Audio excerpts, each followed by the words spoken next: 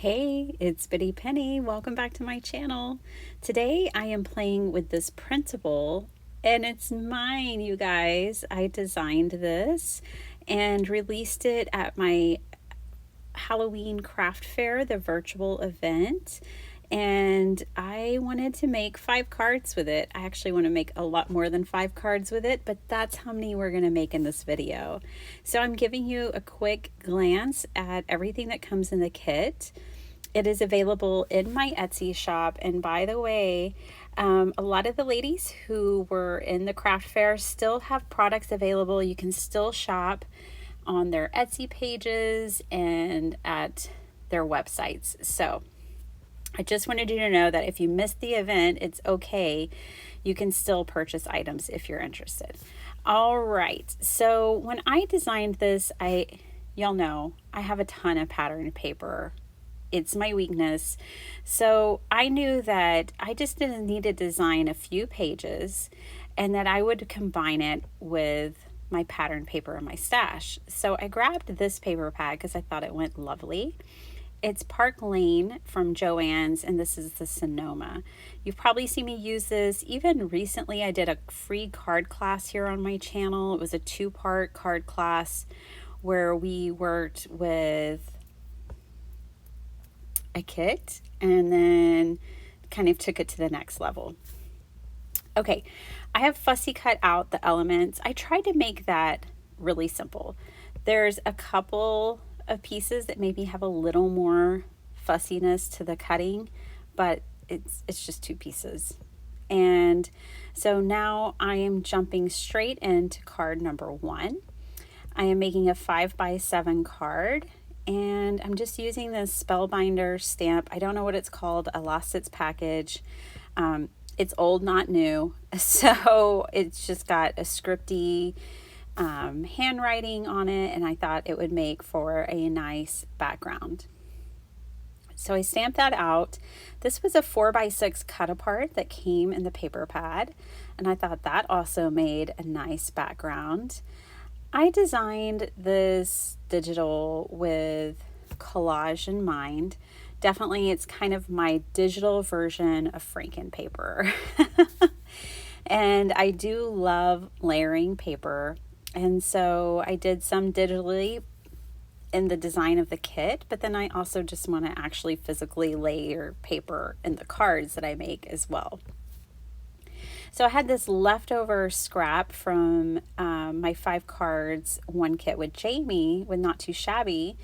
And then this white piece is with the flower on it. That's a cut apart from the paper pad. So that card is done. Now this is the fussiest part of fussy cutting, is cutting around this frame, but I couldn't help myself. I had to do it. And then I decided to take my fussy cutting to the next level and fussy cut around this butterfly. Now I'm only doing the wings. I'm keeping the body, the antennae, all that intact with the frame. So as you can see here, I'm only popping up the wings. I don't want to fully cut out the butterfly. Now, if I hang this over the edge, like I'm doing here, then I can turn it around and cut it. And that is a great way to cut your paper without measuring. Just a little tip. Now, I popped up my wings because I don't want to glue them down.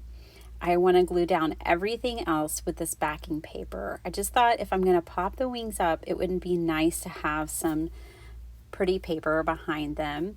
And I'm going to grab my foam tape and I'm going to double up. This is not a super thick foam tape. This is an Amazon foam tape that I love because it's not super thick. So sometimes I have to double it up. That way the wings are really popped up. Now I'm going to my patterned paper that I made, and I'm just kind of measuring and looking around and deciding which aspects of the paper I really wanted to show. And I had left this area kind of blank. I mean, it's not fully blank, obviously, but I had this in mind of layering ephemera over the collaged paper. So now I'm just going to distress the edges, and I think that really helps it stand out from the background. And then I grabbed some Tim Holtz paper, and I'm just using a nail file to scuff it up and bringing in some paste. You can tell how much I like this paste because it's almost gone. It's by the Crafters Workshop, and it's a fluffy, I can't remember what it's called. It's a fluffy white paste, and I love it. It dries really fast. It's got nice dimension. I really do like it. When I first got it, it had a really strong smell, but that has worn off over time. Okay, so now I'm playing around, and at first I'm thinking I just want a little bit of blue peeking out from behind this, and then I decide, no, I want a whole lot of blue. In fact, I think I'll just do blue all around, and I end up doing blue all around the edges. Very rough. There's nothing smooth about that blend at all, and that's okay. I wanted it to be very distressed.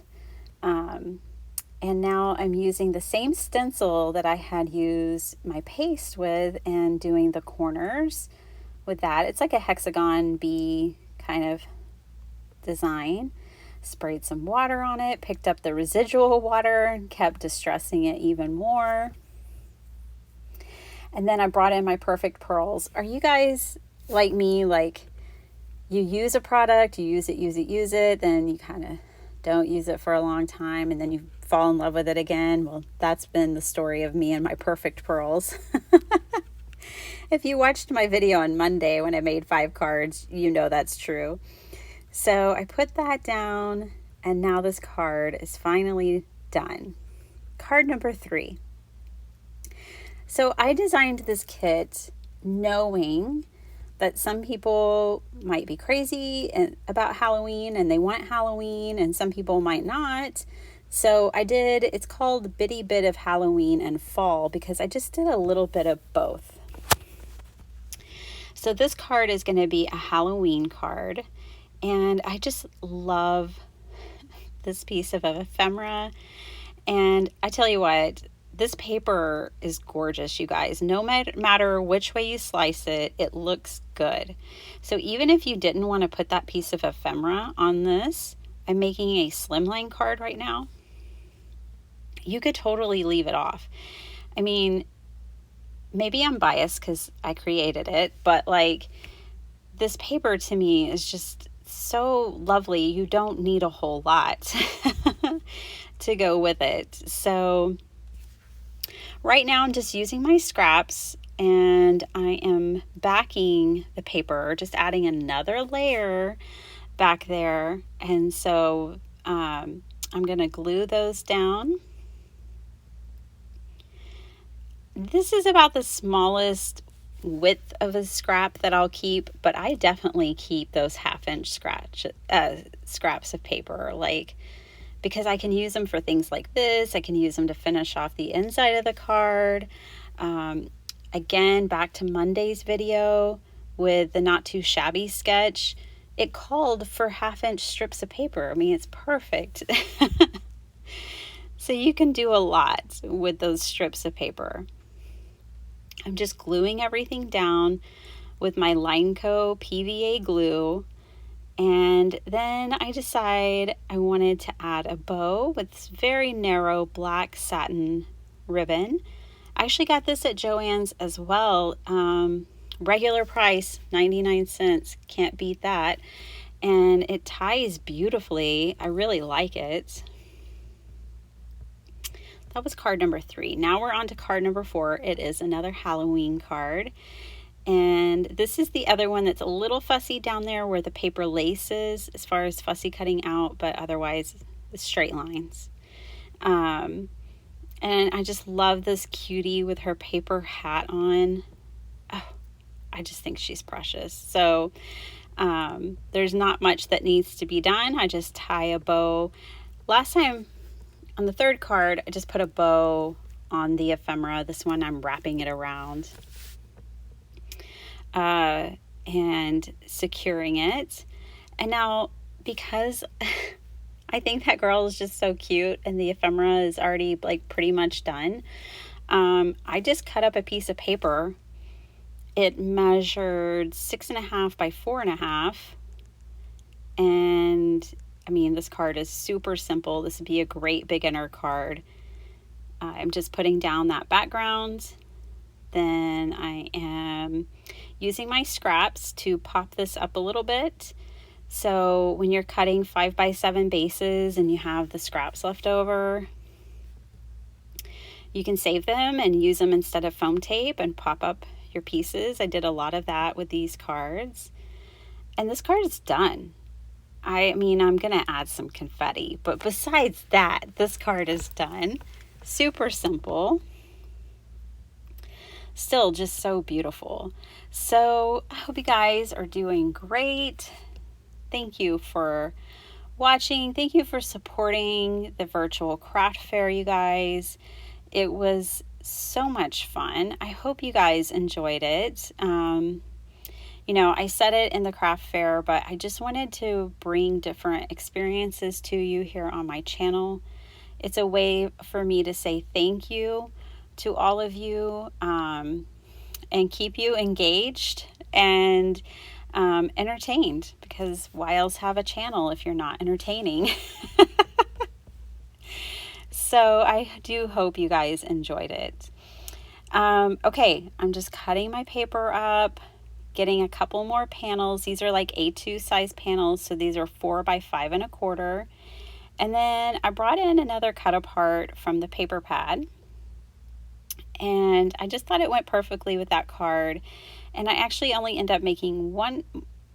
This is my last card. So the girl, the adorable girl with the jack-o'-lantern, she's not going to turn into a card this time, but I'm sure I will be back with more cards from this kit.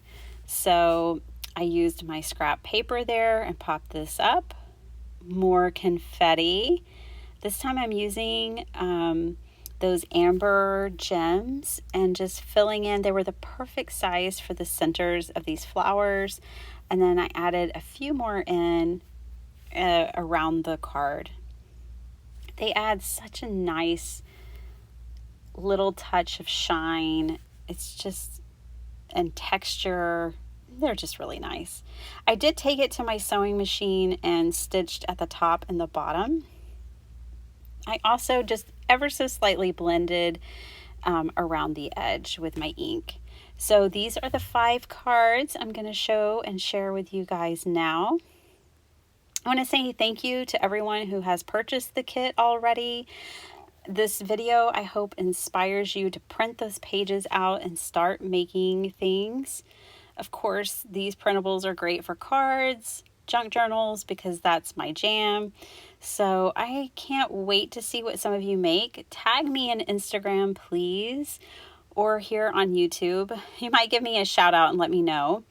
I don't often search from hashtags that have to do with me. I don't know. I don't think I need to. So let me know. But I'd love to see what you make. This card, I just love all the texture of that card.